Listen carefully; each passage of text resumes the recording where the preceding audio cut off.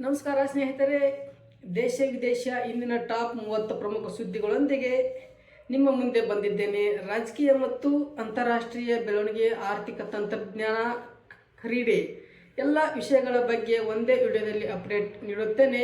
ಬನ್ನಿ ವಿಡಿಯೋದಲ್ಲಿ ಮುಂದುವರೋಣ.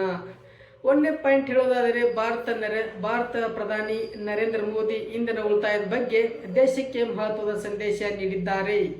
America Iran ಉದ್ವಿಗ್ನತೆಯಿಂದ ಜಾಗತಿಕ ತೈಲ ಮಾರುಕಟ್ಟೆ ಅಸ್ಥಿರವಾಗಿದೆ. ಭಾರತ ಸರ್ಕಾರ ಪರಿಸ್ಥಿತಿ ಕಟ್ಟುನಿಟ್ಟಾಗಿ ಗಮನಿಸುತ್ತದೆ. 3ನೇ ಪಾಯಿಂಟು.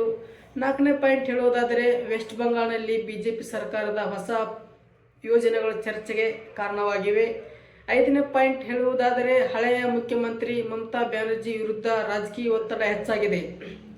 6ನೇ ಪಾಯಿಂಟಿಗೆ ಬರುವುದಾದರೆ ಕಾಂಗ್ರೆಸ್ ಜನತಾ ಪಾರ್ಟಿ ಸಾಮಾಜಿಕ ಜಾಲತಾಣಗಳಲ್ಲಿ ಭಾರಿ ವೈರಲ್ ಆಗಿದೆ. 7ನೇ ಪಾಯಿಂಟ್ ಹೇಳುವುದಾದರೆ ಸಿಜೆಪಿ ವಿರುದ್ಧ supreme court PLI ಸಲ್ಲಿಕೆಯಾಗಿದೆ.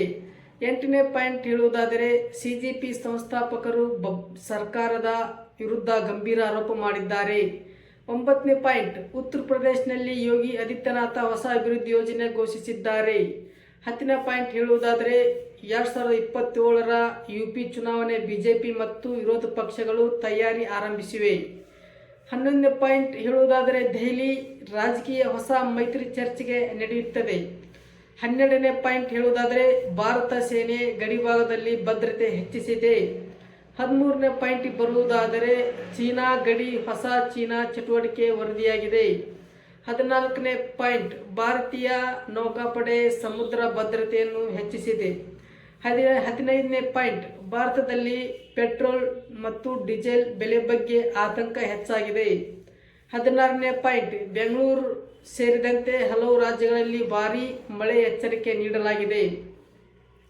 17ನೇ point neat ಪರೀಕ್ಷೆ ವಿಚಾರವಾಗಿ ವಿದ್ಯಾರ್ಥಿಗಳು ಪ್ರತಿಭಟನೆ ಮುಂದುವರೆದಿದೆ. 18ನೇ ಪಾಯಿಂಟ್ ಹೊಸ ಶಿಕ್ಷಣ ನೀತಿ ಬಗ್ಗೆ ದೇಶಾದ್ಯಂತ ಚರ್ಚೆ ನಡೆಯುತ್ತದೆ. 19ನೇ ಪಾಯಿಂಟ್ ಹೇಳುವುದಾದರೆ ಡಿಜಿಟಲ್ ಇಂಡಿಯಾ ಯೋಜನೆಯಡಿಯಲ್ಲಿ AI ಸೇವೆಗಳನ್ನು ಸರ್ಕಾರ ಪರಿಚಯಿಸಿದೆ. 20ನೇ ಪಾಯಿಂಟ್ ಭಾರತೀಯ ಷೇರು ಮಾರುಕಟ್ಟೆಯಲ್ಲಿ ಇಂದು ಮಿಶ್ರ ಪತ್ರಿಕೆ ಕಂಡುಬಂದಿದೆ. 20ನೇ ಪಾಯಿಂಟ್ ರೂಪಾಯಿ ಮೌಲ್ಯದ ಏರಿಳಿತ ಮುಂದುವರೆದಿದೆ.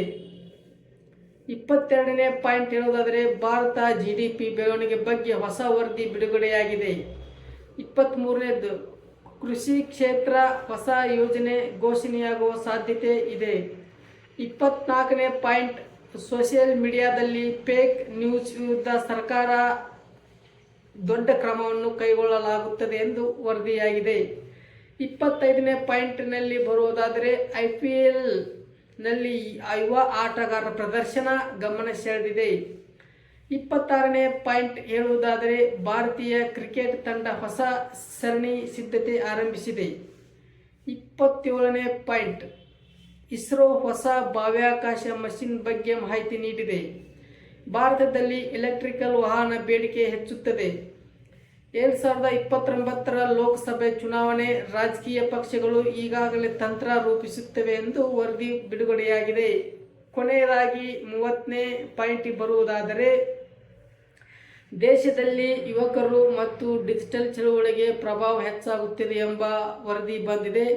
ಮತ್ತು ಇದು ವಿಡಿಯೋ 30 ಪಾಯಿಂಟ್ಗಳು, ದಿನದ ಎಲ್ಲ ಅಪ್ಡೇಟ್ ಕೊನೆಯದಾಗಿ ಹೇಳಿದ್ದೇನೆ. ಇದು ಶಾರ್ಟ್ ಆಗಿ ಸ್ವೀಟ್ ಆಗಿ ಟೈಮ್ ಉಳಿತಾಯಕ್ಕಾಗಿ ದಿನದ ಪ್ರಮುಖ 30 ಸುದ್ದಿಗಳು ಶಾರ್ಟ್ ವಿಡಿಯೋದಲ್ಲಿ ಮುಗಿಸಿದ್ದೇನೆ.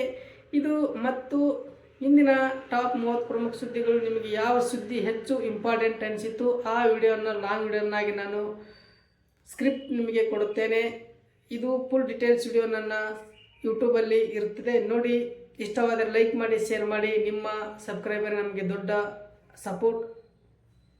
ಧನ್ಯವಾದಗಳು ವಿಡಿಯೋ ಫುಲ್ ವಾಚ್ ನೋಡಿದ್ದಕ್ಕೆ.